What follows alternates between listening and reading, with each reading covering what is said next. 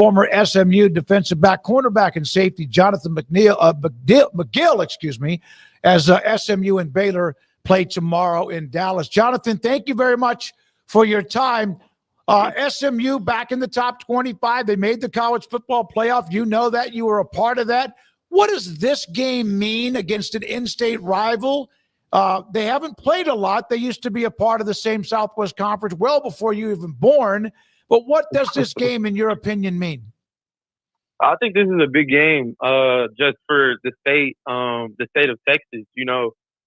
Last week with Texas being able to, go down and lose to Ohio State, kind of, the top spot, quote unquote, if you will, in Texas, kind of up for grabs, the best team in Texas. And so I think it's huge. Baylor recruits the DFW area heavily. Dallas, SMU does the same thing as well. So I think this gives you a little bit of bragging rights, especially, I did do a little bit of history check and figured out, the last 13 times Baylor, has put it on SMU pretty bad. And so you get bragging rights, you get, recruiting battles, and you get the opportunity to play on a national stage in front of a lot of people and really try to make a mark. So I think this game is pretty big for both programs. So, Jonathan, you started your career at Stanford and then eventually, after a few years, transferred to SMU, grad student last year to close out your career. What was that like, closing out on a playoff run and the first year in the ACC and then being a part of it the year prior, seeing, kind of the rise up and being able to experience all that with Rhett Lashley and company? Yeah, I was really blessed to be able to do that. It was probably the most fun I've had playing football in terms of playing with guys that I've known growing up in the same area as me, Brandon Crossley, Preston Stone, Justin Osborne playing O-line. And so getting the opportunity to really play against them or with them and also, play for Coach Lashley, who recruited me when I was in high school when he was the offensive coordinator back at SMU. And so it's great. It was really fun. The transition from my first year, we were in the American. We won that conference.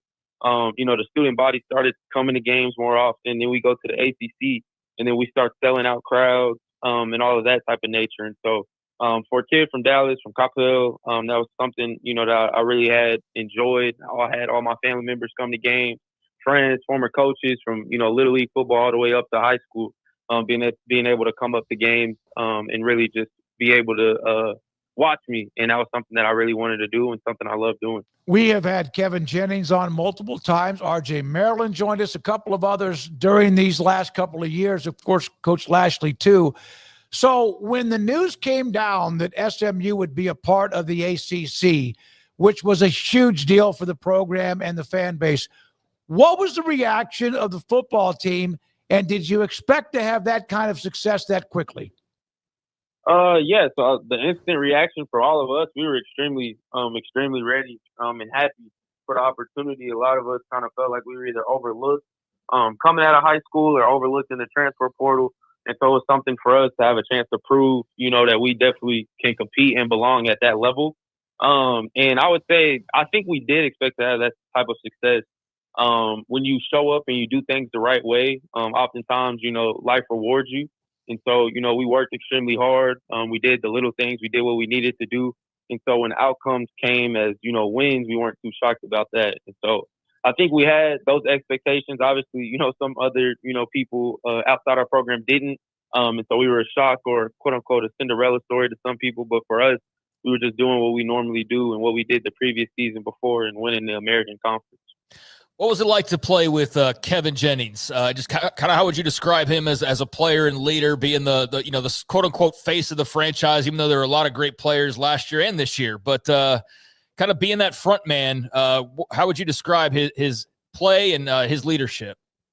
Yeah, I mean, I would say Kevin, one thing that's very interesting about him, his favorite player of all time is Aaron Rodgers, right? And so he thinks that's the greatest quarterback of all time. And you can kind of see that when he scrambles, he doesn't always scramble to run. He scrambles to throw. He scrambles to keep the play alive, to extend the play. He doesn't look to, okay, let me just, pick up this first down with my legs. Like, he will run if given the opportunity, but it's like, he kind of looks to throw first. And so I would say with Kevin, it was just exciting to see him, coming to his own this past season.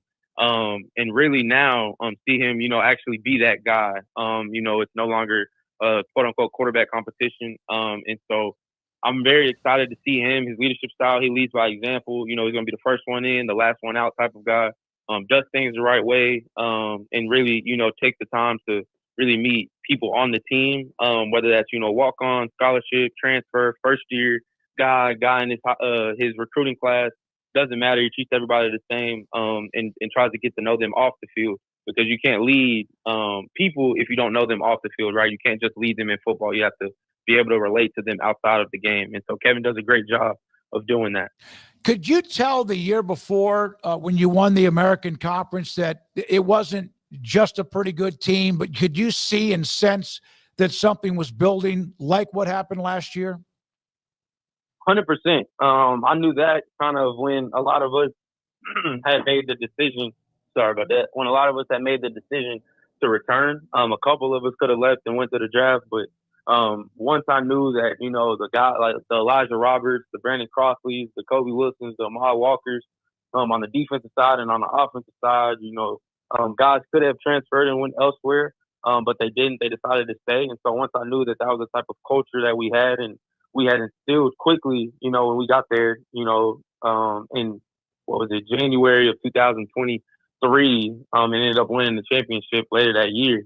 I knew that was the type of team we had and the type of camaraderie that we had built. And so I knew going into the ACC, there was nothing really, it wasn't going to be too big of a moment or too big of a scenario for any of us, because we were so tight, such a brotherhood, and really loved playing with each other and playing for one another. So, Jonathan, I don't know how much you know about, what the Mustangs are facing tomorrow, but what's kind of the talk, I guess, leading into this game, being a big Texas rivalry? What are your expectations for what you think we'll see tomorrow?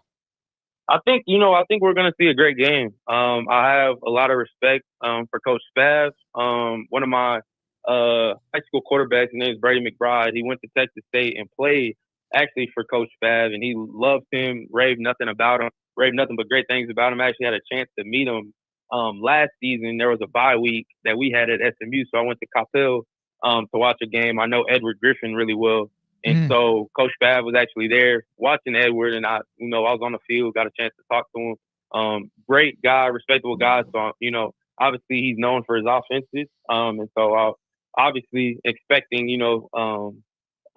electric and explosive type game. And Baylor, watching last week, I was watching, the game. Obviously the tight end, and the running back, Cole Wilson and Trigg are the receiver and the running back, and obviously, returning your, Washington as well. So I'm excited to look at those guys on the offensive side, and how they match up against our Mustangs on the defense. And so I'm ready for it. I think the whole state of Dallas is, or the whole city of Dallas is, and the state of Texas is going to definitely be tuned into this game. Jonathan, you mentioned the crowd, the players, the fans, or the community, the fans started to get on board. They have SMU. It's a very small school. You know that. You're there, or you were there. But they started to show up a little bit. Is that still, in your opinion, always going to be a struggle? I don't think so. Not anymore, I wouldn't say. I think kind of when you're trying to establish identity, establish or recreate a culture with, Coach Dykes leaving and Coach Lashley having to come in, you're going to have some growing pains. And I think that now, we've established that culture of, we're going to have a football team, a great football team. They're going to be explosive on offense. We're going to, get turnovers and play fast on defense. Special teams is going to be explosive as well. And so I think as a fan and as a student, you love seeing that. And even, you're having opponents come in like Baylor, like Florida State, like Miami's going to come this season. Last year with Pitt being ranked like 16 at the time. So you're going to have great games and great measures to watch as a fan. So it's definitely going to be fun and a great experience. We've revamped our game day experience with, more music. We got fireworks, like everything that you would see from any other, top program in the country. SMU has with the new revamped, locker rooms and really sports facility as well. And so I don't think that's going to be a struggle moving forward. I think that our administration and our head coach has done a great job of trying to make game days very fun, and it has been fun. So you had the interception. There was a story written about this last year when you picked off a pass against Florida State in your ACC opener. You picked off the pass. You handed it to, you had a large group of family at the game. You handed it to your mother, And then what happened? Florida State wanted the ball back. Tell me, kind of take me through that. Yeah, so I mean, pretty much getting an interception, and ended up, seeing my family in the crowd, and so ended up, I still had the ball in my hand, ran up to him, gave it to my mom, because I think I had got an interception like at Stanford or something, and I had kept the ball. We had played Cal, I kept it. My mom was trying to get it, and I'm like, nah, like this is mine. Like I'm gonna keep it. I'll get you one like later. And so, fast forward a year, and I ended up actually giving her a ball. And the ball boy from Florida State was like, telling her like they need to get the ball back. That's our ball. We need to get it. And so she ended up giving it back to them, being a nice person she is. And Coach Ladd, he ended up, once he figured it out, he was like, okay, like we'll end up giving, your mom a ball. And so he ended up hooking her up, giving her SMU football. You, Craig mentioned that you were at Stanford, and now, of course, you spent your last 2 years of your college career was at SMU. We look at what's going on with the transfer portal. Obviously, you were able to take advantage of that as well. It seems like a lot of players that do transfer end up going back closer to home. Was that part of your decision too? Yeah, I think that was something that I had viewed, and something I wouldn't say that was the driving force, but I think that was something that was definitely a positive. Being able to play in front of my family and my friends, and a lot of coaches that have been so influential in my life. I mean, just giving them opportunity and me getting an opportunity to come back home, get back in the routine of things. I know what food places are the best. I know if I wanted to get a steak, if I wanted to get, a burger, if I wanted to get any of those things, barbecue, like I knew where to go, compared to, when you go out to California, and for me, Northern California, it's culturally different. And so, just getting a chance to get back home, kind of know where to go, know the ins and outs, and also, still be able to, run home, make it home on Sundays, go to church with the family, and then come back home and hang out with them at the house, and then still be able to go up to the school, and go back home. And so I think that was a positive. I don't think it was the biggest driving force, but it was definitely something that I had looked into. So you're at Stanford, you go to SMU, they join the ACC, and then your former team, I think the timeline was not that far after that, then Stanford joins the ACC. What was the reaction when that happened? I just laughed because I was like, how ironic is that? Because I honestly want to say when I first was in the portal, that was when there was rumors that SMU was going to be trying to join the Pac-12 conference, and that was before the Pac-12 had unraveled. And so I didn't even think I would ever have an opportunity to play Stanford, let alone go back up there and be in the away side locker room. So I mean, I was very happy. I got a chance to play them and really be able to rekindle those relationships I had with my teammates, and also some of the director of football operations is still up there. The equipment staff is still up there. So I had an opportunity to talk to them. But it's no bad blood. Stanford doesn't owe me anything. Legit. Went there, had the best, 4 years of my career. Graduated, was a captain. Have lifelong friendships that I'll, cherish to this day. And then got an opportunity to, play at SMU and, ended up, going to the college football playoffs and winning the championship. So, nothing but love for both of these universities. I'm just so blessed to be able to say that I contributed at both universities. My last question, Jonathan, about the transfer portal. They ruled yesterday, although it's got to be approved, that they may go back to just one transfer portal period the first week and a half or so of January. As someone that has been a part of that, is that going to work?